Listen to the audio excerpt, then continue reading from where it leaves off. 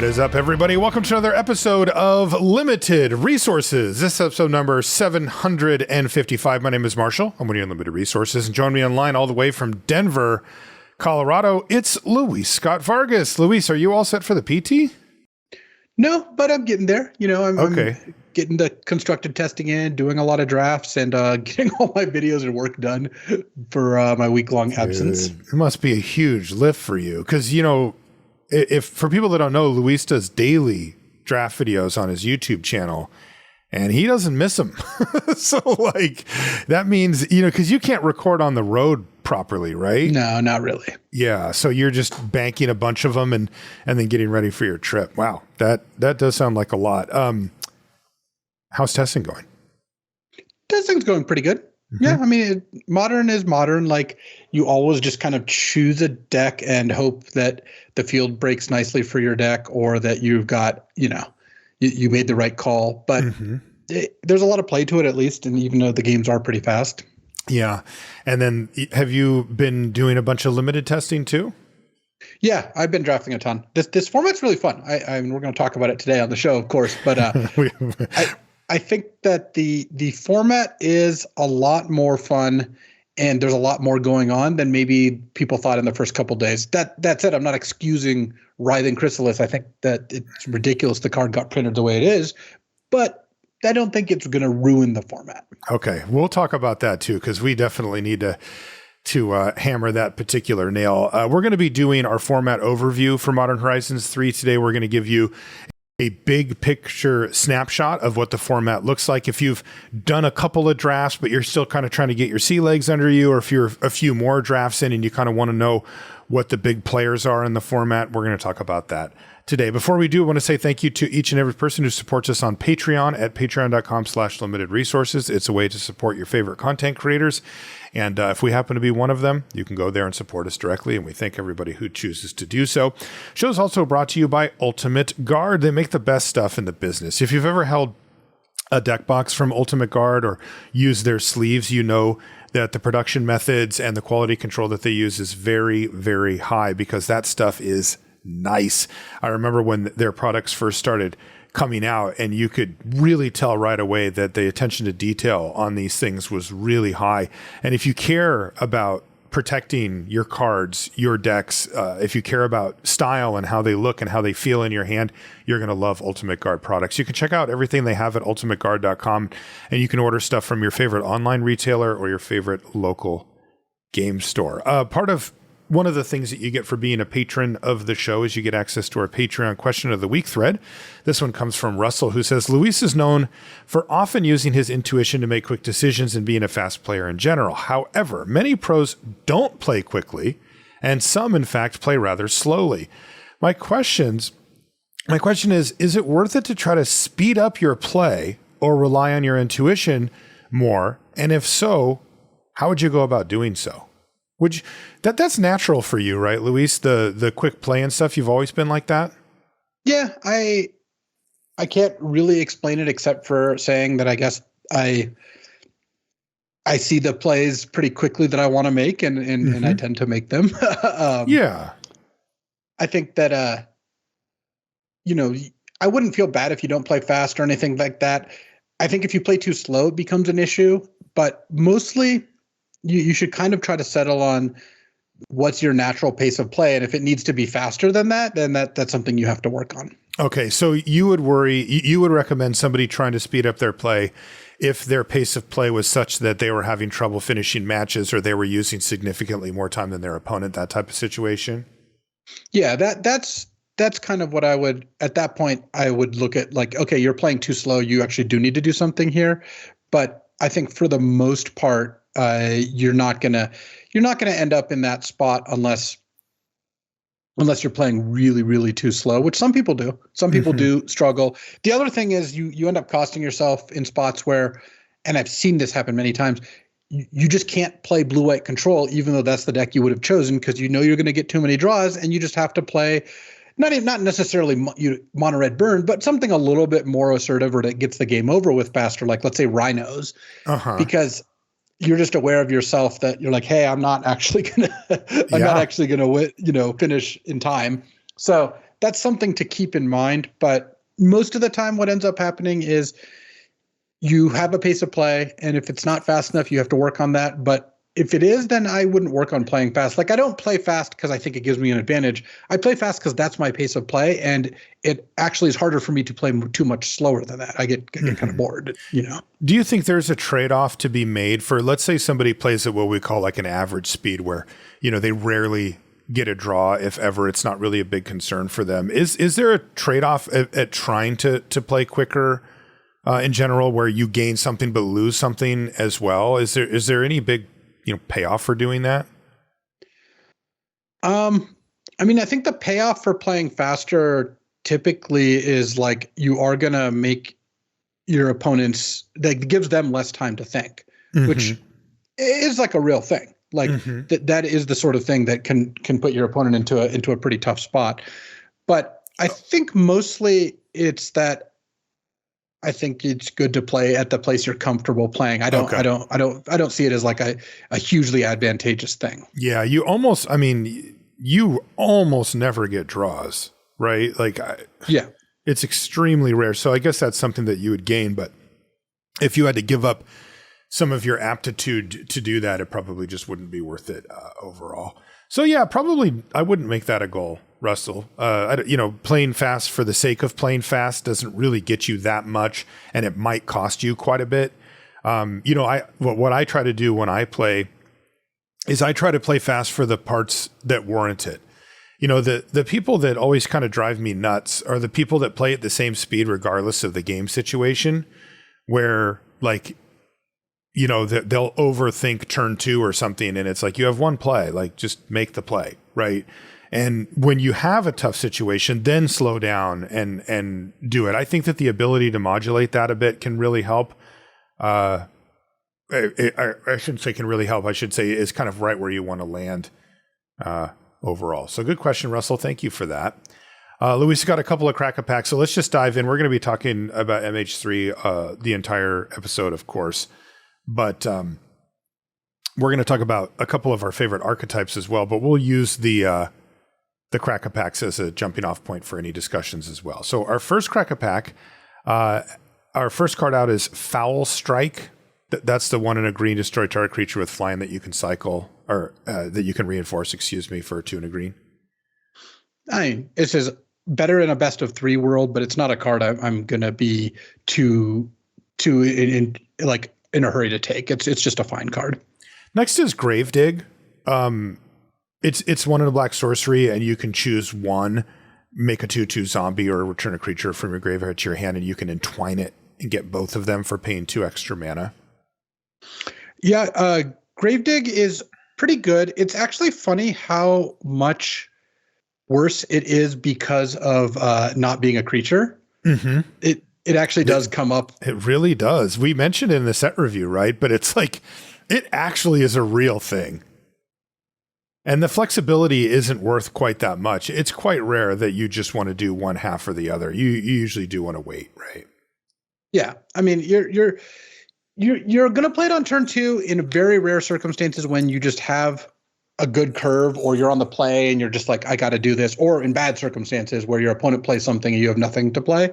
But mostly, yeah, you want to cast it for 4 mana. You want to get something good back. The later, the better, which is kind of what makes it a little weaker, is that you don't care about the 2/2 that much. And because it's a spell, there's no like recursion of, you know, where it really is going on.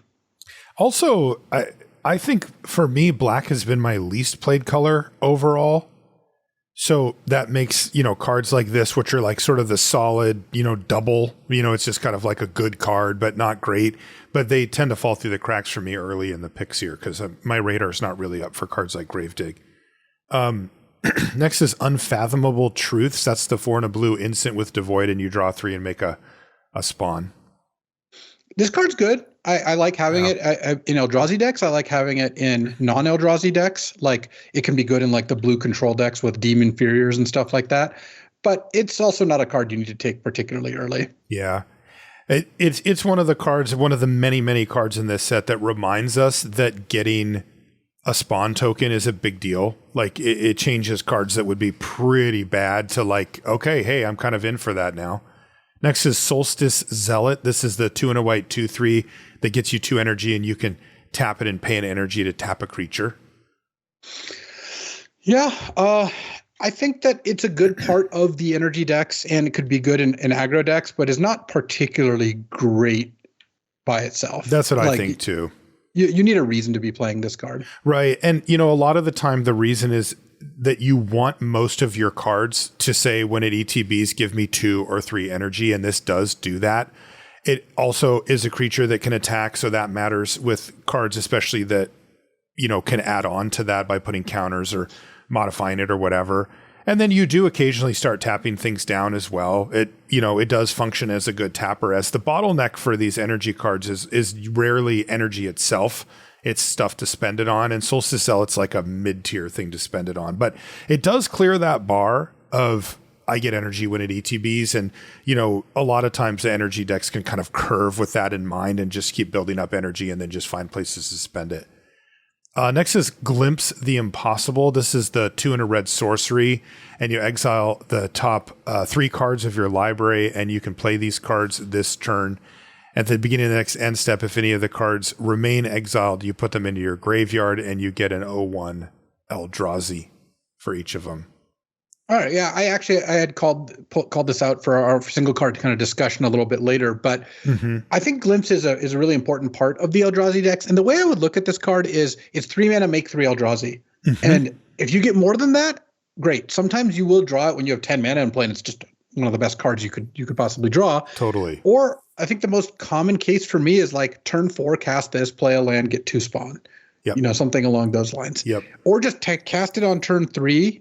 You're playing nothing, and then turn 4 just cast Writhing Chrysalis, and you've got 5 spawn in play, and then you can cast whatever you want, or you just go all in and just cast a turn 4, Altasaur or something like that. Right. It's just a very strong card when you have other things to do with it. Totally, and because I think the 2 currencies that you see the most in this format are energy and spawn tokens. And for the most part, the decks that you play are hungry for either. They can spend basically as much as you can throw at it.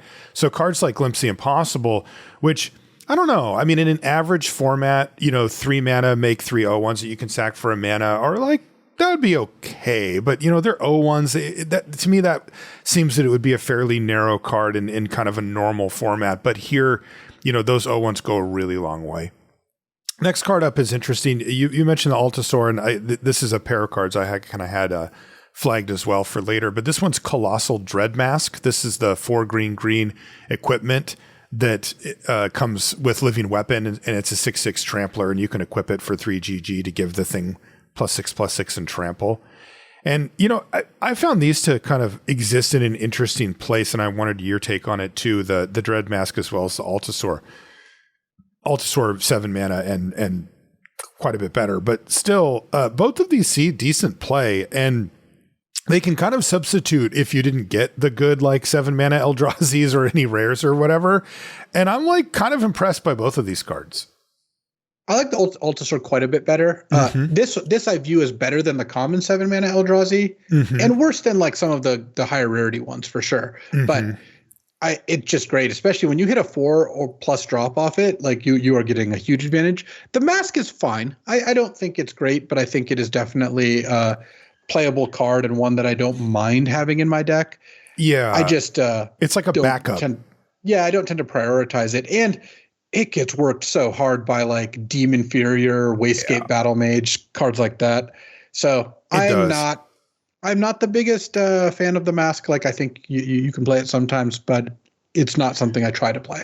Yeah, the two things that I've kind of noted about it are, one, it's an okay proxy for I'm playing an Eldrazi deck but didn't get quite enough Eldrazi, big picture or big mana payoffs, right? This thing is somewhere in the ballpark where you're like, okay. But the other thing that has come up, and this is probably a week 1 and 2 thing more than a going forward thing, is that it does break the mirror on the Eldrazi pretty nicely. Your creature is way, way bigger. And again, a lot of times the board gets stalled. There's Eldrazi that either trade off or, you know, have their 6/8s or whatever. And so like it can create these games where it's kind of like both players have multiple 6 to 8 powered creatures and nobody's attacking. And the Dread Mask can break that party up pretty nicely because it just adds such a huge amount of power and toughness to anything, but particularly on a 7/7 or whatever. All of a sudden, you know, your opponent really does have to deal with this Dread Mask because you get to just keep swapping it around even if they throw a bunch of creatures on their guy. That said, I agree with you overall, Luis. I think it's a fairly mediocre card. Just had a little bit more of a slot than I thought. Uncommons. We've got Victimize. That's the 2 and a black sorcery. Choose 2 target creature cards in your graveyard. Sacrifice a creature. If you do, return the chosen cards to the battlefield tapped. I like Victimize. I wouldn't first pick it generally because I think you really shouldn't be going into black unless you have a good reason to. And Victimize is not a good enough reason to, but it is a powerful card, and I do like it in black decks. Like, there's a lot you can do with it. Okay. Next is Signature Slam. This is the 2 and a green instant, put a +1/+1 counter on target creature you control. Then each modified creature you control deals damage equal to its power to target creature you don't control, instant speed.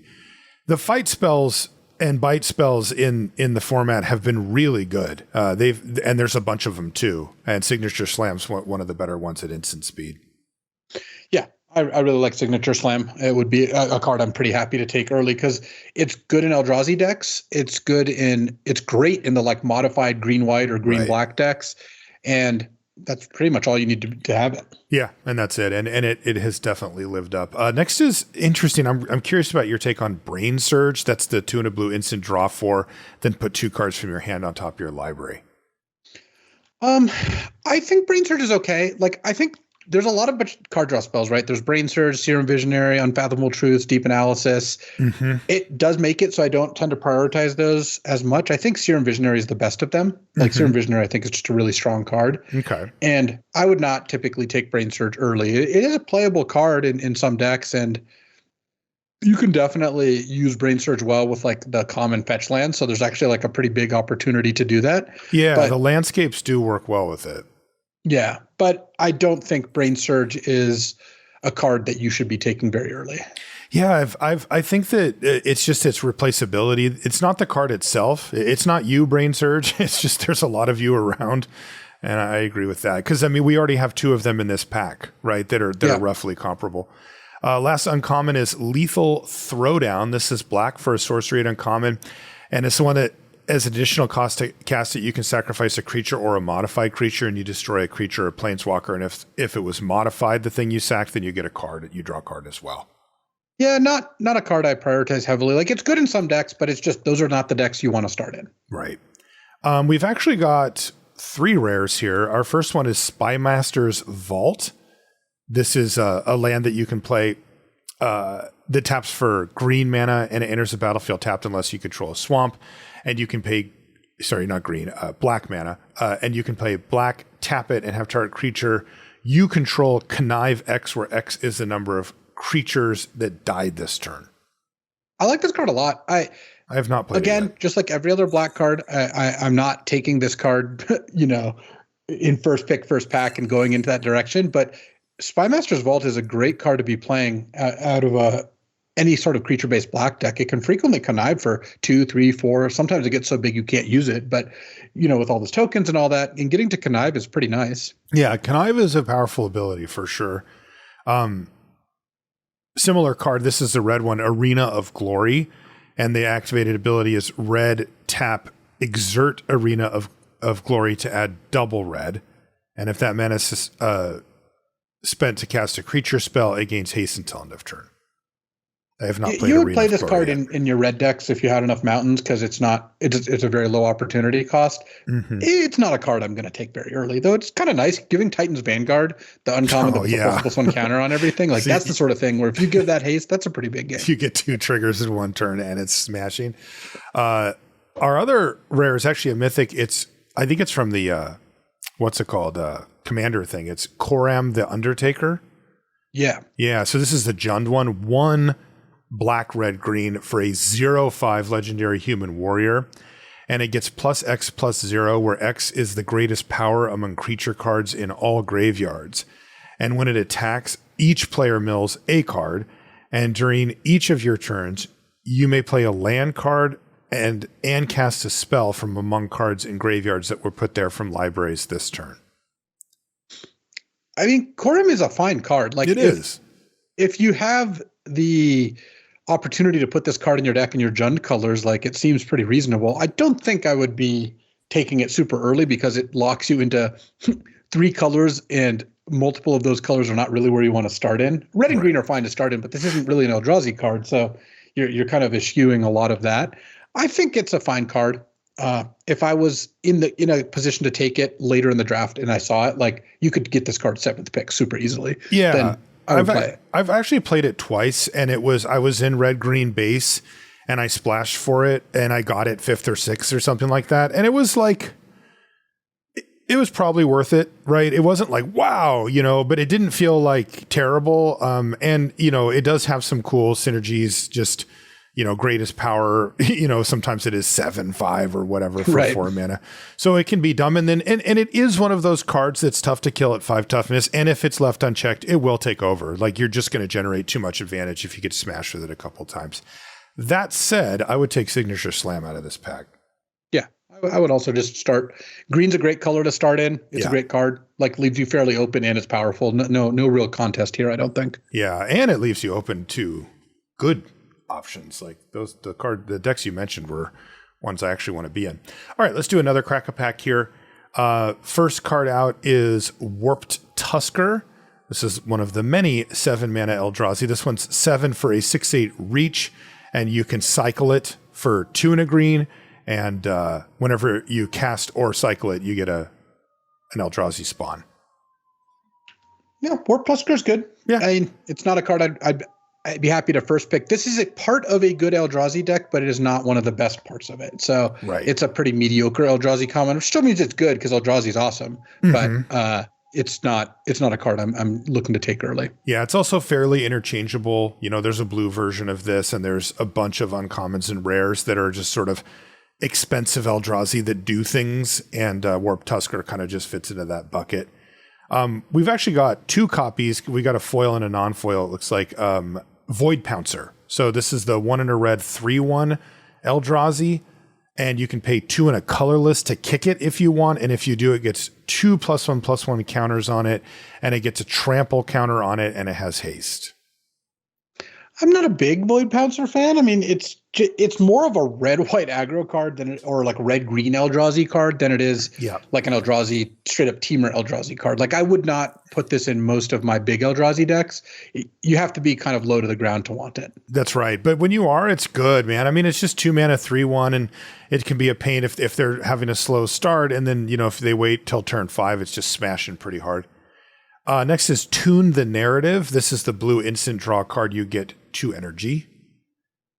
Tune the Narrative is great, and I'm really happy with it in any energy deck, but it's an energy card or like a blue X, kind of control card. It's not something I would hope to start. This is like if I get this 5th pick, I'm pretty happy about it. If I have to first pick it, I'm not. Yeah, definitely. And like you said, I mean, I've ran 4 Tune the Narrative in an energy deck, and it just always feels good. It's just like, yep, this is exactly what I want to be doing. You never run out of energy that way. Next is Gift of the Viper. This is the green instant that puts a +1/+1 counter, a reach counter, and a death touch counter on target creature, and you untap it. What do you think about Gift of the Viper? It's a playable combat trick. It is, yeah. It sees quite a bit of play. I like it best in like a black-green style or white-green style deck where you have a couple things that trigger when they get a counter. Like if you can put this on your Evolution Witness and get a card back, like that's awesome. It's also good. I mean, when 2 big Eldrazi clash, it can actually be pretty good too. It can be, and the way that many of the common and uncommon Eldrazi stat lines line up, this does have you winning quite a bit, so that's pretty good too. Oh, here we go. Area Auxiliary. I was looking at the other Void Pouncer. I keep thinking, why do we have 2 in this pack? This is the 3 and a white 3/3 flying bird soldier. And when it enters the battlefield, you support 2. So you put a +1/+1 counter on each of up to 2 other target creatures. That's a powerful magic card right there. That's the kind of one that can kind of slip under the radar until somebody casts it. And then you're like, oh, like that made this board state from okay to not so okay all by itself. Yeah, this card's really pushed. This is one of those cards that you might not realize on first read. Yeah. Is basically a Modern Horizons level power of card. Right. It Like, looks not like that. It looks like a C, but it plays like a B. Seriously, when it hits the battlefield, really good card. It just changes everything. And as you mentioned, there's some synergies with it too. All the modified stuff, of course. But yeah, Area Auxiliary is very, very strong card. Electrozoa is next. That's the 2 and a blue 3/1 flash flyer. And when it ETBs, you get 2 energy. And then in the beginning of your pre-combat main phase, you tap it unless you pay an energy. This is a good part of energy decks, especially the more aggressive ones, like a blue-white one, for example. Mm-hmm. But it's also not a card I'm going to take early because I've had like a Jeskai energy decks where this doesn't really fit. Like, it's not that good. Yeah, I mean, it fits all the things until you see kind of what it actually does, right? It's like you like that it has flash, you like the 2 energy when it ETBs, you kind of keep the energy train rolling, but then it's just like a 3/1 flyer that kind of drains your energy slowly. Isn't usually where you want to be in that type of deck. I found that I've used it as a removal spell like more than half the time, where I just like get my energy out of it and trade it off for basically any 2+ drop or whatever and move on with my life. And that it can be okay in that way, but still it's not like a reliable, removal spell. Next is Drossclaw. This is the 1 and a black equipment with living weapon. And the equipped creature gets +1/+1. And whenever equipped creature attacks, each opponent loses a life and the equip cost is 2. This is a good part of the black-red like artifact deck. And it can also be a pretty good part of a kind of like black-white sacrifice deck, but this is like one of the components that you want to get late. Like, this is a card you get 3 cards in the pack because no one else at the table wants it. Right. And that's about the energy I'm looking for on this card. Yeah, it's interesting because it really is just a synergy card. Like, power level wise, it's below the mark, but synergy wise, it does actually hit. Like you said, it gives you 2 permanents to sack if that's your game. It is an artifact that is effectively a creature. And then also there's kind of a sub theme, particularly with red black, that allows you to pile up a bunch of damage that's not combat, like that's not like my creature hitting you. It's like, oh, it triggered here, I sacked this, you got a guy entered the battlefield, you took 1. And that stuff really does start to add up, and Drossclaw can be a really nice little component of that. But you should know when you want it, and if you don't know, then you don't want it. Uncommon, Nesting Grounds. It's a land that taps for colorless, and you can pay 1 mana and tap it to move a counter from target permanent you control to another permanent at sorcery speed. I have yet to play Nesting Grounds or find a reason to. Oh, there's a couple of reasons. I think it can be really good. The best combo I think in the format with it is Nadu if you get the rare, the blue-green 3/4. Because it double targets. And so Nesting Grounds lets you just immediately tap it, 1 tap, and then draw 2 cards. But did you know that it only triggers twice each turn, Luis? It's true. Yeah, very, very good point. And then it's also good, I think, in decks that have things that trigger off counters going onto them, because you can do that, and you can end up in a spot where you're paying to basically re-trigger your evolution witnesses or basking brood scales or what have you, even your accursed vampires to give it menace again. And it also lets you move counters around. If you have like an adapt creature that has a token on it, you're like, move the token onto something else and then adapt again. And like that works out nicely. So it's a card that I've played a decent amount, but you don't need to take it early. Like, no one else is going to want it. Okay. What about the, are you worried about the, having a colorless only land in a deck like that? I mean, you have to just big of build a your mana cost, base with that in mind. Like, you can't always afford it. Sometimes it's more of a cost than others. But a lot of the time, I think you can kind of get there. Okay. Yeah, the mana fixing is quite good in this format thanks to the landscapes. And also cards like this, Legion Leadership. This is 1 and a 1 in a red or 1 in a white. You can choose. It's an instant. It says, until end of turn, double target creature's power, and it gains first strike. But very cool. It is also just a tap dual land on the other side. This one taps for red or white. And those have been quite strong. This one isn't one of the best ones, but like, what is it called? Stomp or whatever. Like, those ones have been very good. Stump. Yeah. The red green fight one I think is the best one. Yeah, Yeah. they're all pretty good though. Like the worst ones, like the blue black one, you're basically never casting, but you'll still just play a tapped blue black land some of the time. Right. And in general, like these are just pretty good if you're in both colors, and not that good if you're not in both. Though some of them are fine. Like Stump Stomp's great if you're at red or green.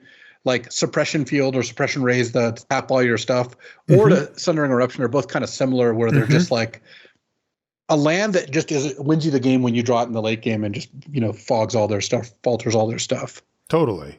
And what's the black red one called? The 7-drop? Yeah, like blood soaked whatever's. I like that card, one. Yeah. That card I've cast as a land almost every time, but it is good if you play it. Yeah, I mean, I found myself in kind of a mirror situation that was definitely going to go long, and I cast it, used it, and then I used the other, the one with prowess that buys back a spell, and I got it back and cast it again. My opponent scooped to it. Yeah, they scooped to it. Like they were like, all right, you've got 12 mana and you just, drew 6 cards off of my library or whatever. Like I'm not beating this. And that, admittedly, that doesn't happen very often, but all of these have been good. Legion Leadership's good too. Next is Consigned to Memory. That's blue for an instant with Replicate 1, counter target, triggered ability, or colorless spell. I've been playing mainly best of 1, so I haven't seen Consigned to Memory be a factor yet. Oh, I think you should main deck this card. Okay. In a controlling deck, like that draws a lot of cards, has some looting effects. I think it's a great card to main deck. Just to hedge against Eldrazi or what? Well, yeah. So it's an A against Eldrazi. Right. It's a 2 mana to counter the creature and the trigger that they probably spent 4 to 10 mana on, sometimes more. Against non-Eldrazi decks, there are some uses, like it can counter a random triggered ability or what have you. But I like it especially when I have a lot of card draw and looting. So if it's not good, I can just kind of blow past it with, Tempest Harvester or what have you. So I think it is a good card, and it is worth main decking in the right decks, and it's a fantastic sideboard card, but not a card I'm looking to snap up here. Okay, and then we've got Golden Tail Trainer, which is 1 green white for a 1/3 Fox Samurai, and auras and equipment spells you cast cost X less to cast, where X is Golden Tail Trainer's power, and whenever it attacks, other modified creatures you control get +X until on a turn, where X is Golden Tail Trainer's power. This is a very good card in the green-white modified deck. It is locking you into that deck, or rather, if you want to play this card, it's only in that deck. So it's not a card I'm really that excited to first pick. Too narrow? I would rather... What's that? Is it too narrow? Yeah, I would rather get into that deck when I know a little bit more about kind of like whether it's open, or I have some kind of stronger reasons to be there. Like I would rather, like Signature Slam is perfect, right? We took out of the last pack. That's great in that deck. And then when you have Signature Slam and you've taken like another green card and there's a Dog Umbra 3rd and a Golden Tail Trainer 4th, now, okay, great. I'll feel good about doing this. I don't want to first pick Golden Tail Trainer because it's just going to be in my sideboard like more than half the time, I would imagine. Exactly. Last uncommon is Snow-Covered Wastes. It's been kind of a miss, right? There's just so many different colorless sources in this set that do other things as well, that playing a waste, I haven't found the need to. Even playing a bunch of Eldrazi. Never had to play the wastes or like Urza's Cave, the textless, colorless lands over playing just some fetch lands. Right. And maybe that'll change as people take the fetch lands more aggressively, but that has not been something I felt like you have to do. And I've drafted a ton of Eldrazi early. Hey, look at this. Our rare is Nadu Winged Wisdom. There we go. Nadu Winged Wisdom, Wheel the Nesting Grounds? Wheel the Nesting Grounds. This you is always do? 1 green blue. It's true. Especially if you take Nadu. It's 1 green blue for a 3/4 flyer. So that part's already pretty dang good. And then creatures you control have, this is just so ludicrous.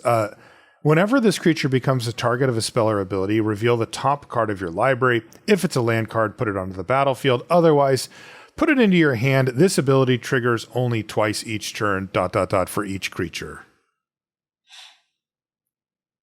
How have you felt about Nadu Winged Wisdom just in general? Like, it's very good.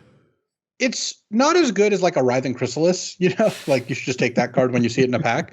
But it's a 3-mana 3/4 flyer that draws you a card when they try to kill it. And then if you ever assemble combos with it, like even just going Nadu and then you cast Unnatural Hunger to fight one of their things, you immediately just draw a card off that. Like it's just so sick. It's also better than drawing a card because any land you draw just goes into play, doesn't make your land drop for the turn.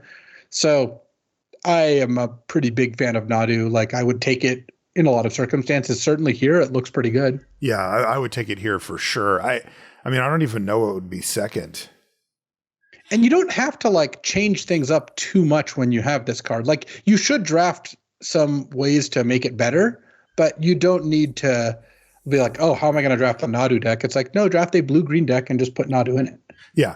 And it's interesting because, Nadu is a little bit in between, right? Like, because a lot of times you'll end up, if you're playing green-blue, you'll end up being more of an Eldrazi focused deck where Nadu isn't really the focal point.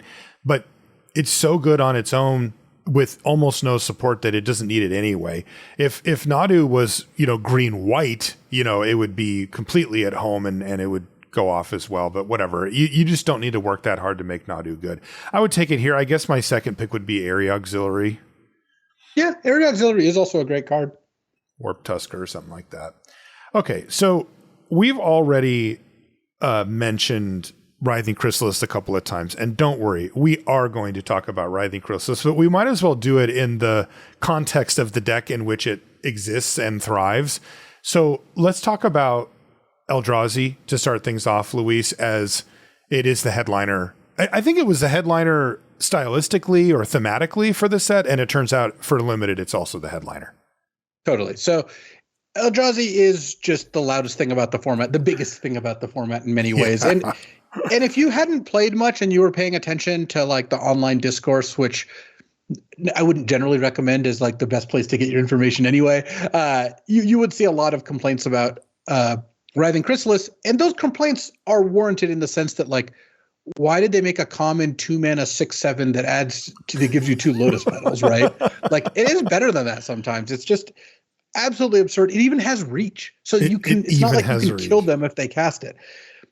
That said, there's a lot more going on in this format, and I'm actually kind of glad how the timing worked out, where we recorded early last week, and then we're recording on the like latter half of this week, because that's given me enough time to play more. If we had done this show 4 days into the format, I think I would have been a bit more negative in terms of like my experiences. But I'm actually really coming around on it because as A, I played more and gotten to experience more, but B, people haven't been taking the Eldrazi at appropriate rates. I found myself drafting other things more, and there's cool stuff you can do. The problem was the first couple of days, you would just get 6-pick Writhing Chrysalis. You would just be wheeling, snapping Voidclaws or Malevolent Rumbles or whatever. And it was just like, I was just Eldrazi almost every draft because I'm trying to figure out what's the best, and I keep getting past this. I'm going to keep taking it. Right. It got to the point where I was like intentionally not taking Eldrazi cards, even in spots where I think I should have. I see. And that's not really where you want to be, right? Like that's not the most interesting thing. That said, if you have an opportunity to draft Eldrazi, you should. It's the best deck. Writhing Chrysalis is the best common. It has a bunch of other really good commons. It has really good uncommons. It has really good rares. The set's totally built to support Eldrazi, and you will be rewarded if you draft it. So, yeah, the format is a little bit narrower in that sense because just that it's the best thing that's going on, and you're going to see a lot of it. But there's a couple other good decks and solid stuff. So energy is also quite well supported. Energy is great. Yep. Those are the two biggest things, right? Energy and Eldrazi are the things that stand out after 15 drafts or whatever. Yeah. So basically, like, I would say I wouldn't equivocate them because I think Eldrazi is quite a bit better than energy, but a supported energy deck, or an open energy deck, can be really good. Yeah. That's my first 2 drafts of the format were Eldrazi, because I've always loved Eldrazi, and so I was excited to do it, and I got a couple of cards, and I thought, okay, let's go for it, and it was great. And then the next draft I did was Energy, and my deck was also really, really good, and I thought, okay, well, these seem legitimate for sure. And I kind of had that moment where I was like, well, what else is here? Right. And I'm actually really glad about the timing that you mentioned as well, Luis, because I think I'm a little behind you on this progression, and I'm a little bit in that mode where I'm like, Am I going to be able to put something else together here besides an energy or Eldrazi deck at some point? And it sounds like the format's self-correcting, to open up other stuff a little bit at this point. Yeah. So there's Eldrazi, just massive Eldrazi in the room, as it were. Mm-hmm. And there's energy. And then there's a bunch of kind of more niche decks that can be good. So there's like white-green counters, white-black counters / sacrifice, those both, like white, green, and black all kind of overlap with that. There's red-black artifacts. There's kind of like blue X control. There's red-white. There's all the different energy pairs that do feel a little more different, I think, even than the Eldrazi's do. And if you kind of add it all up, then there's actually quite a bit going on.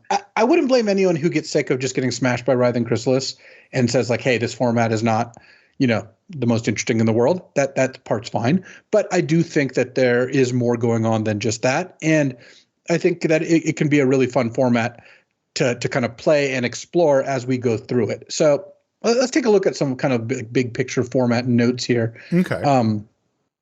Writhing Chrysalis is as good as kind of advertised. Yeah, why don't you take a minute to talk about how obscene? I mean, this is is this the best common we've ever seen? It's on par with things like Troubled Healer and Sprout Swarm, but I'm talking about cards that are a lot older than, than Writhing Chrysalis. I mean, those are like legendarily broken cards, right? I looked it up because I was curious after I saw all the talk. I looked it up on 17 Lands just to see where Writhing Chrysalis fell in kind of the common hierarchy. And I realized pretty quickly that the common hierarchy is not where I needed to look. I just needed to look at the set. Like that, it is on that level of how absurdly well it performs. And it is currently number 3. The third most winning card in the entire set. In the entire set. And that's at common. And that means it's getting played a ton too. Mm-hmm. It does, yeah. And it's interesting when you note that because the first two are both of the white rare and mythic rare 1-drops, the Guide of Souls and Ocelot Pride. So like just as an example, those were seen about 5,000 times for Guide of Souls and about 2,300 for Ocelot Pride, which makes sense, right? A rare and then a mythic rare. Where the next card on the list is Writhing Chrysalis, and it's been seen 49,000 times. So we're talking about a card that it has really been put through the paces here, and it is still right in that same ballpark of those cards as far as games in hand win rate goes. It's sitting at 64.8. The cards you named, what were you said? Sprout Swarm and what else? And like Troubled Healer from Odyssey or Pestilence or, some really old cards. Rolling Thunder or whatever it's called. I mean, these are cards, like all those ones are ones that weren't in I didn't play. I wasn't actively playing for those. A lot of our listeners, were either certainly not playing or potentially not alive. Like these are old cards. Yeah. So this Writhing Chrysalis, I just wanted to put a punctuation mark on it because, as you said, there's been a lot of discourse about it online. But for people that either aren't in that discourse or just for us to kind of, put our mark on it, I mean, this might be the best common we've ever seen. Yeah, I would struggle to come up with a better common over the last 10 years, 15 years even. Yeah. Yeah, this is a whole nother level. Anyway, it's a super impressive card, and it is really interesting to see what happens when you put a common at this level. How much it changes things. The Elsa on it is 2.98, so it's 3. So you got a common that is, average last seen at pick 3. It's going top 3 picks most of the time. So. Also, it should be higher. I think, look at how good the card is in context of the set. Like, it should be higher. You have a pretty strong reason to want to take this card every single time you see it. I would say that people are most likely making mistakes by not doing so. I think so too. And if you compare it to the cards around it, it has a much higher Elsa than they do. So I agree. So go ahead. Continuing on to format notes, besides, you should take Writhing Chrysalis if you see it. Common fetch lands, and these are high power ones. Like these tap for a colorless, enter untapped, so they even tap for Eldrazi mana, and they're 3 colors each. Like this is a pretty ridiculous amount of fixing. I have played a bunch of 5-color decks that just play like one plains, one mountain, one swamp, and a bunch of like forests and islands or whatever. And you just have like a bunch of fetches, all of which just provide 3 different colors. Yeah, me and you and Paul were talking, day 1 or 2 of the format about how many of these can you get away with. And I played like 5 or 6 in a deck that had a bunch of colorless stuff. And I'm like, am I being punished for this? Doesn't feel like it. Yeah, occasional tap land's a little bit annoying, but like what you get out of it, especially if you're playing Eldrazi, you're getting a 3-color land plus colorless, so you're kind of getting 4 different options on things to tap for. It's like, and by the way, it's not tapped if you choose that last option. So I found these things to just be busted. And by the way, they cycle like they cycle pretty rarely. I kind of wish they just didn't, so I didn't have to click that stupid thing every time. But because I think I've only cycled them once or twice. Yeah, but for the most part, you're just playing them as your lands. But anyway, these lands are very pushed for common, and then they also have the fetch part of it too, which again doesn't come up too often, but occasionally, with the brain surge and stuff like that, a shuffle can be nice. Yeah, I think that the fact that you can play them as an untapped land to cast your spells, and then whenever you have a second, you can crack them, makes them even stronger because you don't have to make that decision about when to sacrifice them until fairly late in the game. Mm-hmm. So, huge fan of those, and that means that it's a lot easier to splash than you might think, and that there's also lands that are kind of competing for picks. Like, if you start, let's say you're 4 picks in, and you've taken like you got lucky. You started with Writhing Chrysalis, and then you took a Malevolent Rumble, and then you took like a Petrifying Metal or a Blue Eldrazi. 4th pick or 5th pick, if you see the Teamer colorless land, Bountiful Landscape, you should probably take it. Like, obviously not over some of the really strong commons, but you're just in a spot where these lands are really strong, and you should use early picks on them. Like, I think that's a very reasonable thing to do. Yeah, I take them pretty early. So Eldrazi and Energy are the 2 most supported / best decks. I think that's pretty clear. And like, one kind of unfortunate thing, or not unfortunate thing, but just one of the features, I guess, of kind of the Modern Horizon sets as a whole is they tend to have some pretty linear decks where you will, if you are in this deck, you just kind of put your blinders on. When you're in an energy deck, like the best energy decks I've had are 23 cards that say energy and 17 ones. Totally. Like, you just end up in a spot where you're not really that interested in taking cards that don't do your theme. And that is not always the most replayable draft experience, but you should know that when you're deep into one of these decks, you just tunnel. Like, you end up with, my Eldrazi deck is like a couple removal spells and then big Eldrazi and ramp. And like, that's it. You're not really looking for anything else. So just be aware that that's the kind of format we're in. There are some fast decks. A bunch of the white pairs, like green-white, red-white, or white-black, can be pretty fast. And then red-black can be fast. But the Eldrazi and energy decks aren't typically that fast. One of the energy decks is an aggro deck, red-white, and sometimes blue-white. But most of the time, I would say you're not like at risk of dying by turn 5 that often in these formats, I feel like. Yeah, red-white and red-black are the only 2 decks that, if fully built around, I feel like can kill me before I can get set up if I'm in a mid-range or even in a later game deck or whatever.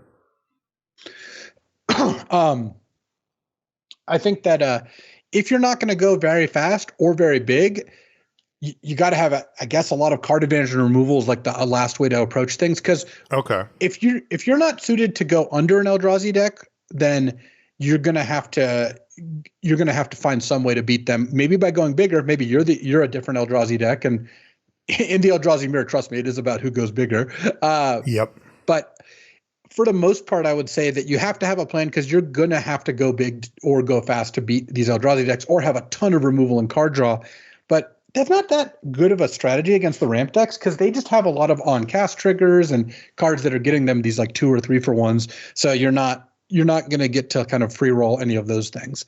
And then lastly, black is kind of the hardest color to get into, because I think the biggest reason is the 2 best decks, Eldrazi and Energy, it's just not a part of either of them. That's right. Like it doesn't work. It doesn't touch either of those. That's Jeskai and Teamer. That leaves out black. So there are reasons to get into black, but I think it's like, did you get good rares? Did you get open a Crabomination or something like that? That's the kind of thing I'm thinking of. Yeah, I That to me is the biggest gap that I have right now is like, man, I wonder if I've played black yet. Like seriously, I've splashed for some black cards and stuff, but there isn't a card. I have an open crab abomination, so that's probably a good example of one that would actually make me want to do that. But man, there's so few that make me just go, oh, I'm going to move in on this. And to me, that's the unexplored territory, at least from my perspective, because there has to be something there, pairing with the right color, getting the right cards. And that is the most likely space to get that advantage, that when people, because by now people have figured out and are figuring out the predominance of the non-black decks, basically, right? The Eldrazi and the energy decks. And, that leaves the opportunity where people aren't, and these cards are just on average such high power level that I don't really believe that black is just like the worst color or that it's like so far behind. I just think that we need to figure out how to use it. Well, I think it is the worst color, but I think there are reasons to draft it. And it's fine to be the worst color. Not every format has like a clear worst or best color. This format has a clear worst color. I don't know that it has a clear best color. Like it has a clear best deck. Eldrazi is that, but yeah, I would say green if I had to pick. Yeah. Yeah. I mean, at common, green is really strong, so it's kind of hard to argue against that. But I do think that the colors aren't like wildly imbalanced. Even though black is the worst, I think there are some good reasons to draft black. Though today we're going to focus on kind of like the two biggest decks, Eldrazi and Energy, just to get people started into the format. And then we'll do, of course, some single card discussion. So let's talk about Eldrazi. I mean, it's easy to say like, it's the best deck. You should draft it if it's open. What is an Eldrazi deck? There's a couple different ways to break it down. The most common Eldrazi deck, at least in my experience and from looking at what my teammates have been doing and just what people as a whole have been doing, is Temur. Is not any of the two colored pairs. It's just all three. And that means that you're probably either green-red or blue-green base, because green and especially Malevolent Rumble is like such a huge part of like making sure it works, and the Nightshade Dryad as well, that green's going to be a base color, but you might be evenly split where you're just like, I've got all three colors and I'm just got a bunch of fetch lands. And also it helps that the Dryad, fixes colors as well. Yeah. But there's viable decks if you can be any of those color pairs. And also it is possible to end up in a kind of like green X Eldrazi deck. Like I've had a green black deck that I would consider an Eldrazi deck. Okay. But that's not the typical thing. I had a red blue Eldrazi deck. Yeah, I've had red blue. And what I actually find with red blue, I had a note to talk about this a little later, but is the red blue decks are like a mishmash of Energy and Eldrazi playing like two Galvanic Discharge, two in the narrative, and a Tempest Harvester and maybe an Amped Raptor alongside like Depth Defiler and Petrifying Meddler and like the 0-4 Sage and like a couple colorless lands. And you just are just taking kind of the best of both. Yes. And it works. That deck was excellent. I got 7 wins with it even. Yeah. And then the blue-green Eldrazi deck, straight blue-green, is just Simic Ramp. But again, it's almost never straight blue-green because why would you do that? You could just play a couple red cards too. Basically and then free. Yeah. The red-green version, which is I found to not be very common but can come up, is like red-green Eldrazi beats that has like Void Pouncer and the Titan's Vanguard and is like more curving up to 5 than 7 or 9. Exactly. Yeah. Because, I think that there's an interesting difference because you mentioned Malevolent Rumble, but we should talk about that because that card's freaking good. Like, yeah, Malevolent Rumble is super push. This is another one of those cards that like might not look it, but is just incredibly good. It gets you selection of the top 4, puts cards in the graveyard for like black decks that do that sort of thing. And then it also gives you an Eldrazi spawn, so it ramps you. This finds your Writhing Chrysalis and lets you cast it on turn 3, though a lot of the time you'd actually prefer to cast it a turn later so you don't even have to sack your spawn. So I think Malevolent Rumble is fantastic, and it's a huge reason to be an Eldrazi. Right. And then, the red-green version, though, you might be airing over towards like the Basking Brood scale Eldrazi repurposer, like that type of curve out that's giving you quite a bit of power and toughness on the battlefield while you add an occasional spawn token to, power out a 7-drop or a 6-drop or something like that. And, this is the deck that can really hammer you with fight spells, right, where they're putting out a quick board state, getting some damage down. They can go a bit bigger than you, and a well-placed fight spell or bite spell, either one, can devastate. But generally speaking, these are all pretty interchangeable, So the way I see it, for notable commons, there's Writhing Chrysalis and Malevolent Rumble, and then a pretty big gap between everything else. Eldrazi Repurposer is like kind of close, but when you look at the commons, you're just like, you're just going to take Chrysalis over everything and Rumble over everything that's not Chrysalis almost all the time when you're Eldrazi. Like that actually doesn't change that much. Because, there's the Repurposer, there's the interaction like Galvanic Discharge or Horrific Assault. There's Nightshade Dryad and like Basking Broodscale and Glimpse the Impossible or solid ramp spells. There's like the 7-drops, which are like some of the payoffs at common, right? Like the Tusker and the Drownyard thing. And then there's fetch lands and there's like Petrifying Metal. And these are all great. But what you're trying to do when you're kind of playing the Eldrazi deck is you're trying to kind of balance your top end, your removal, and your ramp. I just don't think you ever pass Writhing Chrysalis because it's all of those at once. It's ramp, it's reach, and it's basically top end. It's a must end. It's a must deal with threat just on its own. Yeah, it's crazy. Yeah, so you end up in a spot where you just don't mind taking that no matter what's going on. But past that, I mean, there's some really strong uncommons. There's like Path of Annihilation is the best one. Like makes 2 Eldrazi spawn, and now all your Eldrazi tap for mana, and you can still sack them. Path is how you cast turn 5, Kozilek's or whatever. Once you have Path, you can go really big. There's like Wastegate Battle Mage, Depth Defiler, Spawn Gang Commander, Titan's Vanguard, Annoyed Altar, like kind of like Breaker of Creation. Like these are all just really strong, expensive, mostly Eldrazi. Yeah. And these are kind of your payoffs. Like at common, you have the 7-drops, but at uncommon is where you get the really good payoffs. That's right. Yeah, stuff that has Annihilator or ding something when you cast it, or even if you go up into the mythic, you start getting into the legendary Eldrazi's that are really, really great too.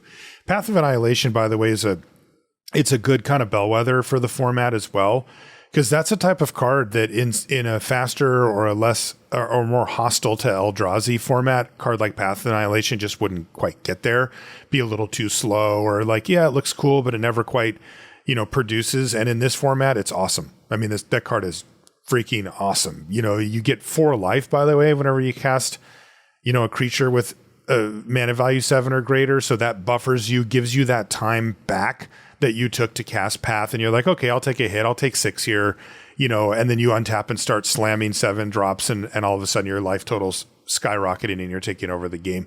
To me, that's a perfect card to describe how the format operates around Eldrazi, which is that they are welcome. Yeah, and I think that if you get a Path, is that's where you can go by far the biggest. So definitely, in general, when I'm drafting Eldrazi, like I'm going to be talking about the ramp deck more than anything else, because I think the beatdown deck is just not that common of a case. Mm-hmm. You basically want to have about 2 to 4 interactive spells. You don't want too many more than that. You just can't afford it because you need a lot of ramp spells and you need finishers. You don't want that many like parts in the middle of the curve. The exception, of course, being Chrysalis. You also have and the Eldrazi Repurposer are your good like 3s and 4s. Mm-hmm. On 5, you have like Petrifying Meddler. I found that's a pretty good way to stop yourself from dying. And what's the 7/5 called again? Oh, the Territory, whatever. I like that guy too. Yeah, the 5 mana 7/5. It's a pretty strong one.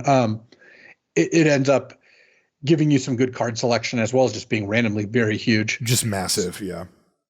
So I kind of look at the different Eldrazi decks as like how many Chrysalises and Chrysali and Malevolent Rumbles can you get? Yeah. But past that, you're also just looking like, okay, what are my big things? What are my big finishers? Because you do need some. When you play in the mirror, like you're not going to end up in a spot where you kill them that quickly, and they're not going to kill you that quickly. It is going to come down to like who is going bigger. You do want ways to do that.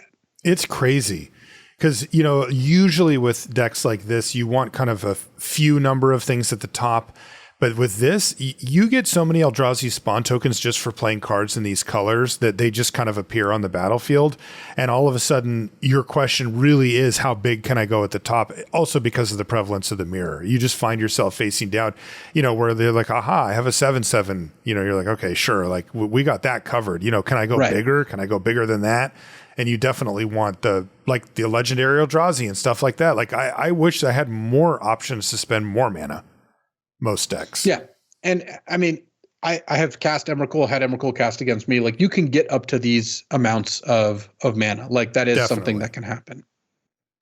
And then, I mean, the Eldrazi isn't that complicated to draft. Like you will try to balance again your early, mid, and big plays, but there's a pretty strong like hierarchy with Chrysalis and Rumble and like Nightshade Dryad like being really good on 2 and 4, and then you'll fill out your deck with things like Warp Tusker, but that's not really what you're there for. The last Eldrazi deck I want to kind of mention is the blue-red one, where you end up with a mix of good blue and red cards, Eldrazi cards, and some energy cards, and you can tilt it in any direction, kind of as you're playing or as you're drafting rather. And sometimes late pack 2, you wheel 2 of the Cyclops and you get a 2 in the narrative, and all of a sudden you're like, oh, I'm actually just an energy deck, and I'm not really playing the Eldrazi stuff, or I'm playing very little of it. Or you pick up like a Worn Power Stone and a Glimpse the Impossible, and you get another good, big Eldrazi, like a Breaker of Creation, and all of a sudden you're like, oh no, I'm actually like more Eldrazi, because some of the energy cards like Galvanic Discharge you just put into any deck. It's just a great card. Right. So I think that the Eldrazi deck it is a fun deck to play. It is totally fine for this to be part of the metagame. I wish it was a little less good. I wish Writhing Chrysalis was uncommon or wasn't as good as it is at common. But that is where it is. And I think overall, like, even though this is the best deck and you'll play against it a lot, it's not the end of the world. Like, that is just part of what this format is about. Before we talk about energy, have we reached the stage where it's a trap? Like when you play at the PT and you open up a Writhing Chrysalis, is it just like shrug and take it? But are you going to have that feeling in the back of your head where you're like, no, shrug and take it. I'm in. Okay, you're in. If I could sign up to open Writhing Chrysalis in the dark right now, I would. Okay, I had you at Writhing Chrysalis back when. Yeah, it was not close. Okay, with energy, it's interesting, because it primarily covers the Jeskai colors, but I found that the deck that I fear the most and that I've had the most success with has been red-white energy of all things, though definitely your average energy deck covers all 3 colors on some level. But the part that, I've noticed is that the blue energy cards are okay. They mainly kind of play support, but you still do need ways to win. So we'll talk about those in a minute, but I'll talk about the red-white energy deck first. I think it's the fastest deck in the format, and it's probably the most consistent. At common, you get 2 really big all-stars, kind of like the Eldrazi deck. You get Conduit Goblin, which is the type of card that can add a lot of damage to the board. We liked it when we talked about it because traditionally to give haste to another creature requires some amount of mana or the creature itself being used up for the turn, and Conduit Goblin can turn energy into that. It additionally pumps the creature too, so it's just piling on a ton of damage. And then you also get Galvanic Discharge. And Galvanic Discharge is really efficient. As I mentioned before, most of the energy decks, the problem, similar again to Eldrazi, isn't how do I get the resource, it's how do I spend it? And in this case, it's energy. And usually, especially if you draft a deck similar to what Luis described, where basically all of your cards either make or care about energy or do both, Galvanic Discharge, you can kill seven toughness things with it. Like, it's not that hard. You can turn your 1 mana into kill your 7 mana Eldrazi because you usually have a surplus of energy. And Galvanic Discharge gives you a huge amount, and it's extremely flexible at killing smaller or big things as well. And then you get these aggressive / energy cards like Smelted, Charge Bug, Inventor's Axe, which I'm not like a huge fan of, but it does fit the bill of cheap and gives you energy and cares about, killing your opponent on some level. Molten Gatekeeper isn't energy specific, but it's another card that piles up extra damage. And then, you can still use cards like Area Auxiliary. Like, it doesn't have to say energy on it to get them dead, but you also get cards like Hexgold Slith, which do, and, cards like Dog Umbra and stuff like that kind of provide you value regardless. And those are all commons. Very strong. They do very well. And again, the best ones though are Conduit Goblin and Galvanic Discharge, but uncommon, you get like the scariest card, maybe in the format with Scurry of Gremlins. This card is when that card comes nasty. down, you just die. You just die like most of the time, right? And again, as I mentioned, it has a very expensive, it's 4 energy to activate it once. You can do it as many times as you have it, but I cannot tell you how many times somebody's cast that card and activated it 2 or 3 times and just killed me, right? And it was like, the board seemed fat. In fact, that's exactly what happened to me in the very first draft I ever did this on that video that I did for Wizards. And Mike Turian played this and activated it 3 times in one turn and did 35 to me. And I was in like great spot. I was at 20. And he just killed me. And I'm like, wow, he really put that together. Well, it turns out that's what Scurry of Gremlins does. So that's a big one. And then energy specific as well is you get Amped Raptor. And Amped Raptor in the energy decks is amazing. Like, it is super, super good. And it, the ceiling on it kind of comes off. And if you've ever played against an Amped Raptor in an energy deck, you know that it is not a comfortable position to be in because they just get a huge benefit off of it. They get a 2-for-1 and a mana saving. Sometimes they play a 4-drop off it or something. Totally. And you're like, wait a minute, you're counting their lands and it's not really adding up like how you hoped it would.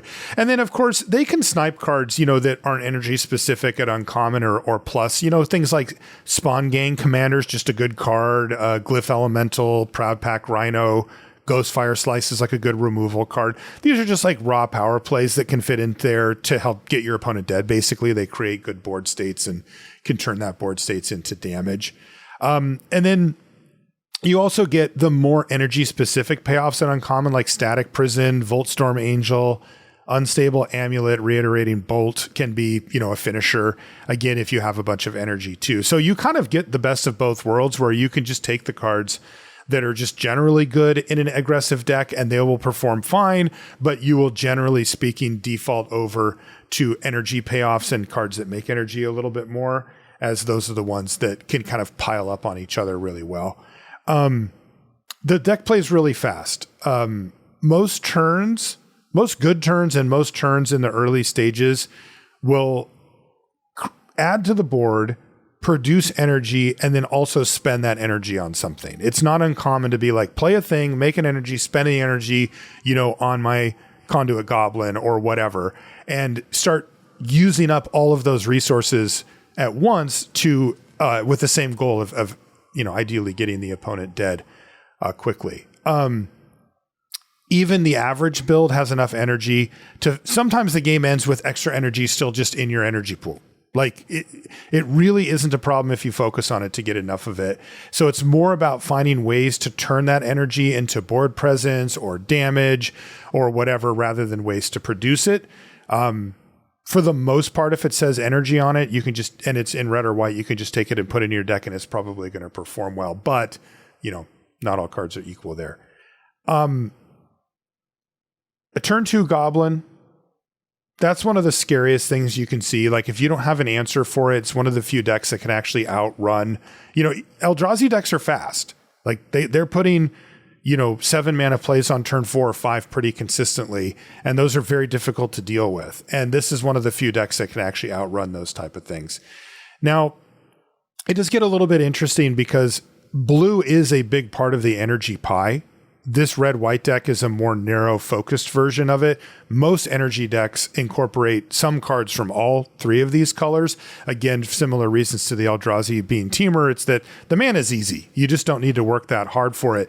And you can live in a more mid-range version of the deck if you add blue to it. In my mind, at the common slot, blue is more of a support color, but you do get some decent payoffs, like Royal Cartographer is a really nice one for the energy deck later. That's the one that you can turn 6 energy into 3 cards. And I mean, I've seen, again, I know I'm harping on this a little bit, but I've seen, Royal Cartographer get activated twice in the same game, and that's with spending energy on other stuff too. So, you can get the engine rolling, and cards like that can really help pay off, and, other decks don't really want it. So I like that as well. It ends up being a more mid-range or control deck, though, if you do go for like the blue-red base with a little bit of white or just blue-red energy, for example. But as you mentioned before, Luis, you like the card draw in these type of decks, right?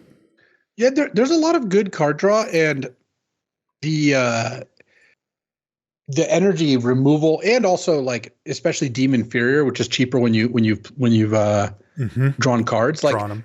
These cards are really good.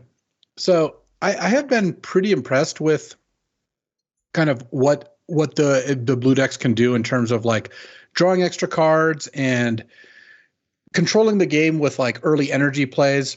I think that overall, I've drafted blue-red a lot more than red-white. The red-white deck is good. I've played against it, but I like drafting blue control decks, and I think there's a pretty good one here. Like the Tune the Narrative is a really strong, efficient card. Tempest Harvester kind of smooths out your draws. Like I said, Demon Inferior is great. You could even play Unfathomable Truths, Deep Analysis. It doesn't have to be all energy cards. And I found this to be a pretty effective strategy. I mean, there's also some really good energy rares, like Ether Revolt or Wrath of the Skies, that would really pull me into drafting heavy energy. Ether Revolt is awesome. Oh yeah, very good. The Golem Super Factory, sweet. Is it Generatorium, the blue-red thing. Like you can draft a completely legit energy control deck, and it looks a little different than the decks you're describing, but they both use energy pretty nicely. Yeah, I like that for those. I like it if I can pick up like two, game-winning energy sinks or an Ether Revolt plus another thing, and then that's a very, like, at that point you can start playing cards that don't really synergize that well, except for that they make energy, and you'll probably be paid off for it too. One of the there's two cards I want to talk about. One of them is in this deck, which is Depth Defiler.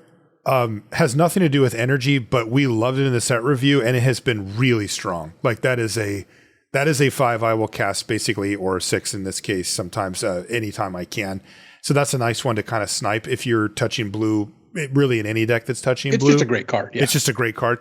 But the other one that'll lead us kind of into our individual cards discussion of things that we wanted to talk about, just, picking random cards that we liked or wanted to talk about, is Serum Visionary. You mentioned it a little bit before, but that does also just go in all the blue decks, right? Serum Vision is just a really good card. Yeah. 3 mana, 2/2 that casts the Serum Visions is fantastic.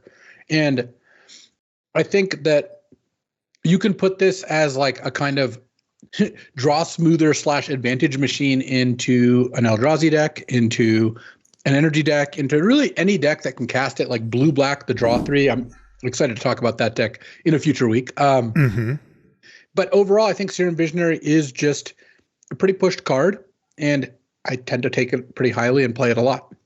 It's interesting. It reminds me of old school card design, like a Mana War, right? Where they would take like a spell and then tack it onto a creature, but you would get it for kind of less than you'd expect to pay for both of those things together. That's kind of how this feels. Getting a little bit of board presence to go with Serum Visions is really nice.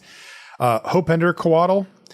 I only bring it up because I had 4 of them in a deck, and I'll tell you, Luis, they don't play around the 4th Hopeender Coatl. Yeah, I think it's just it's a good card too. It is good. But it's not really an Eldrazi card. It's more of a tempo blue-red or blue-black card. Right. And it's actually an exact kind of card the Eldrazi decks don't really want in their deck. So don't be fooled by the fact that it is an Eldrazi. It is a strong card. The one thing you got to know with this card, though, I know, man. when you leave mana up, I got burned. And when you leave mana up and they don't play into it, you just got to bite the bullet and play it in a turn. You just play the dang thing, right? You can't get too greedy. Totally. The other thing is the timing on it is annoying. The very first time I played it, I allowed my opponent's stupid Eldrazi spawn trigger to resolve.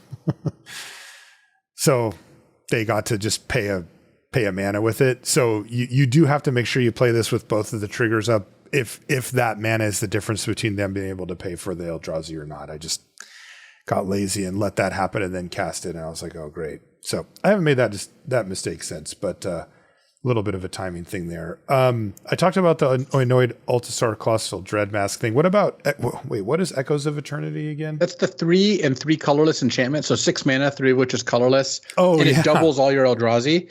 This card's really good. Like this is how you beat the mirror. Like it it's is not a going mirror to be. breaker. It really is. It's not going to be one of your better cards against faster decks, and in fact, you could even side it out. But against the mirror or any slow deck, like this card is just a massive beating. You basically have to take a turn off to cast the echoes, and it's hard to cast 3 colorless. But then you just win the game if you cast a single Eldrazi afterwards, because that buys you enough time. Imagine you cast a Petrifying Metal or tap 2 of their things, make 2 4/5s, like the game is over. So yeah. I like echoes. This is a card like if I go first 3 picks Eldrazi, I see this 4th, I'm just taking it in a lot of the cases. Really? Man, so you're that geared for the Eldrazi mirror. Well, it's the Eldrazi mirror or any like slower grindy deck. Mm-hmm. So, and are you at the point then where you would main deck it and take it out if the deck was fast, or are you still sideboarding it in when that, I would probably main deck it out, main deck it depending on how good I am at casting it and doing the whole thing, and then side it out. Look, I'm not saying this card's a bomb. I'm just saying if you're drafting a very focused Eldrazi deck, this just pushes you over the top. It's similar to something like Ulamog or Emrakul. It's not as good as Kozilek, for example. I think like Kozilek is quite strong, but I think it's similar to the like 10 and 12 drops of like, if you're doing the thing really hard, these can help in slow games or against the mirror. And if you're not doing the thing really hard, it's not going to be good in your deck. But like, if you get a Path of Annihilation, if you're lucky enough to get that, then yeah, I'm slamming any 10 mana card into my deck that I can. Okay. Essence Reliquary is an interesting one too. This is the 2 and a white artifact that taps to bounce one of your permanents. You can only use it on your turn. Critically, you can't. It's not sorcery speed. It's just on your turn. Mm-hmm. And I have found this card to be a very good card in the right decks. It's easy to not put it in a good deck, and I'm not surprised the stats aren't particularly good. There's a couple little notes. One is it lets you replay a land. So if you have turn 6, you have 5 lands in play. You go cast a Reliquary, bounce a land, replay it. It's like it only costs 2 mana. Like it actually is +1 mana on turns where you wouldn't have played a land. It's really good at bouncing things like Refurbished Familiar that are cheaper. Like that's an affinity for artifacts, and it's an artifact. So I've had it in black-white decks where I'm just like, play this, bounce my thing, cast it for 1 mana, you discard another card. Mm-hmm. Anything with an ETB, it's great. It unlocks all your things from like Dog Umbra or any of those kind of negative auras. And it's just a card that can kind of accumulate a lot of value. Like, it's good in like energy style decks, or bouncing Serum Visionaries or whatever. It's a slow card, but it's a way you can win a long game. And I think it's a card worth exploring. Crabomination, I just wanted to mention as the number one reason to get into black. Crabomination is just so good and works so well with Refurbished Familiar and all the Grave Diggers and stuff. This is kind of like, how in Vintage Cube, when you first pick a Time Walk and you just draft your whole deck around it, you take Tamios and Regrowths and Snapcasters. Crabomination is kind of the same. Every time I first pick Crabomination, twice now, I just drafted a deck where all my cards were geared towards just like buying it back, regrowthing Crabomination, okay. and just looking for ways to reuse it and stuff. I have not opened it yet, man. It's really sick. It's so sweet. I really want and it's also like you said, the excuse to get into black, which I want to start exploring. And then Shrieking Drake is kind of like Essence Reliquary. This is the 1 blue 1/1 that bounces flyer, which bounces one of your creatures. This I don't tend to main deck that often, but it's a great sideboard card against people who are trying to lock down your creatures. Mm-hmm. And if you have a ton of ETBs, it can be pretty good. It just recycles one of them for pretty cheap. So keep an eye out for this card. It's not nothing. Demon Fury, I talked about a bunch. It's just a really important part of like kind of giving you your tempo back where you're like, I'm going to spend 3 or 4 mana drawing cards, and then I'm going to spend just 1 or 2 mana to bounce your thing and bounce it too deep. So you don't even have to see it next turn. You can hit any non-land permanent. So you can hit a big equipment or a big enchantment or whatever. Yep. The landscapes, the fetch lands, these are really important. You should be taking these pretty highly. Like you almost any deck wants a couple of them. The Eldrazi wants even more than that. Or if you're playing 4 or 5 colors, which these enable, you want a bunch of them. Shadow of the Second Sun is a funny rare. This is the 4 blue rare that gives you an extra beginning phase. So basically you spend 6 mana on it. Then you immediately untap when you pass the turn, you untap all your lands and you draw a card, and then you have an opportunity to play cards, or you can just wait till their turn at that point. The key is to draft a bunch of instants. Because if you can go Shadow, untap all your lands, and then cast like a reasonable instant to interact with them, like Fell to Profane or something like that, then you're getting a pretty big advantage. Drawing 2 cards a turn and getting twice as much mana. The second part you can only use on instant speed stuff. It's a powerful thing, so it's not a crazy card to consider. Have you got a chance to do it yet? Yeah, I've had it in one deck, and I watched BK draft it in a deck, and it was good both times. I can't. I want it. I haven't opened that yet either. Meltdown is another one for best of 3 players only. This is the red X sorcery, destroy all artifacts cost X or less. I kind of aggressively take this if I'm playing best of 3, because having just 1 in your sideboard against the red black deck just turns the matchup around completely. Where you just turn 5, cast this, and kill 3 of their things, and it's just really hard for them to do anything about it. Yeah. We mentioned Glimpse, Ether Revolt, and Null Drifter. I have not opened a Null Drifter. It's a freaking regular rare. Like, what is it? Why I mean, Null Drifter? On the theme of drafting around it, again, I saw BK draft a Null Drifter, and all he did is draft ways to bounce it or to raise dead it or whatever, and it just was really good. It was as good as advertised. Like, what did I do to deserve this? Like, I've had Kozilek multiple times. Like, I've had all the big Eldrazi, and I just have not even laid eyes on a Null Drifter. I think I've seen one in play, and it was on the other side. Like, is it a mythic rare? I don't think so. Okay. You've played it? No Drifter, yeah. Oh yeah, it's good. Was it glorious? Yeah. Okay. It was everything you'd hoped and dreamed of. I just wanted to whine about it because I haven't gotten one yet, but I will, and it will be glorious when I do. Yeah. So before we take off, just the big picture. So you were saying though that you feel that it's starting to self-correct back and it's getting more interesting for you again because you can't just get away with mono Eldrazi or mono energy at this point. Yeah. I mean, all that really needed was people to be reasonable and just take the Eldrazi cards when they saw them. Mm-hmm. Like, I'm not saying you should force Eldrazi. I'm not forcing Eldrazi either. You should give Writhing Chrysalis the respect it deserves. And when you open the card, just be a good Magic player and take the Writhing Chrysalis. And if people do that at a high rate, then I won't be getting them 5th pick and feel like I have to draft them, which is fine. Okay. Like, I don't mind winning, but I don't think the Pro Tour is going to be like that. So that's why I've been also playing a lot more on Magic Online. Best of 3 and all that, and slightly more invested people who took the time to play a spreadsheet simulator instead of Arena.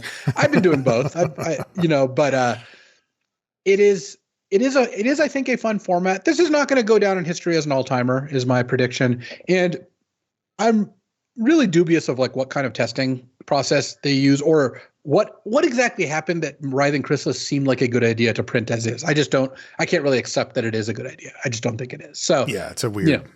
It's just weird, like a kind of weird miss, Like it is a weird miss because they didn't miss a little too high on this. They missed really too high, and it's to the point where it does detract from the other cards in the format.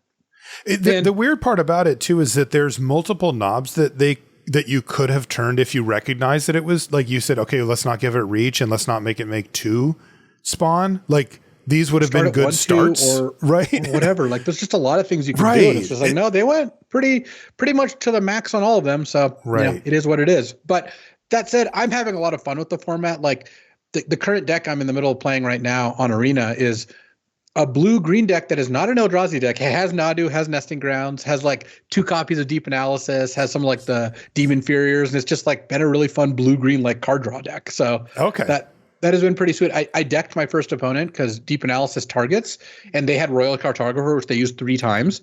So they got down to 4 cards in deck. So I just go Deep Analysis, you flash it back. Oh, that's amazing.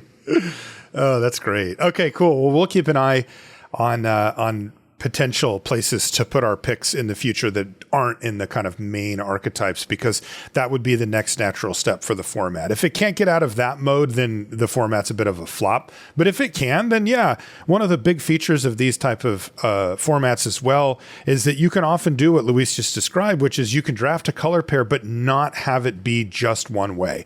Like I mentioned, I played blue-red Eldrazi, and that was a deck that worked and that I won with. But I've also played straight blue-red energy too, and that didn't really touch the Eldrazi stuff very much. So that is to me a promising thing, and that is something that we can look forward to. Hopefully that we can kind of get everything equaled out a little bit, even with Writhing Chrysalis laughing at us from the sidelines. That's going to do it for this episode of the show. If you want to find us on social media, I'm Marshall_LR and Luis is LSV. You can find everything related to the podcast at lrcast.com, including links to all of our stuff on the front page. We want to thank our patrons for supporting us at patreon.com/limited resources, and also Ultimate Guard for their support of the show. Luis, good luck at the PT, man. I'm going to be at home, but I'm going to be watching. Yeah, thanks. It's gonna be my last outing for a while, so I'm really hoping to make it count. All right. So I have a quick Cube update now that we've gotten to play MH3 in Cube. So many options. Got some early winners. Pyrogoyf has been incredibly good. This is 3 in a red for a Tarmogoyf, so its stats are as big as the number of card types in both players' graveyards. And on ETB, it shoots anything equal to its power. So can nug your opponent, can nug a planeswalker, can nug a creature. But that's not even the end of it. It also triggers every time a Tarmogoyf comes under your control. So when you cast Tarmogoyf or Barrowgoyf or Nethergoyf, it'll trigger as well. And if you clone it, it'll trigger twice. So if you Phantasmal Image it, both the Phantasmal Image and the Pyrogoyf trigger. Wow. So that's been a really cool package. What can it hit? Any target. Any target? It can hit players or planeswalkers or creatures. Oh. Really cool card. What is this from? Really this isn't in Modern Horizons, is it? It's in the Commander set. In the Commander. Okay. Yeah. Is same with Barrowgoyf. You haven't seen that one either, then. It's 2 and a black for a Tarmogoyf, again. It has Death Touch and Lifelink. And when it hits your opponent, you can mill cards equal to its power and bring back a creature you milled this way. So it's 3 mana for like a 4/5 Death Touch Lifelink that has a good on-hit trigger. Like, Preacher of the Schism has been great, and this is, I think, quite a bit better. Wow, so that's sweet.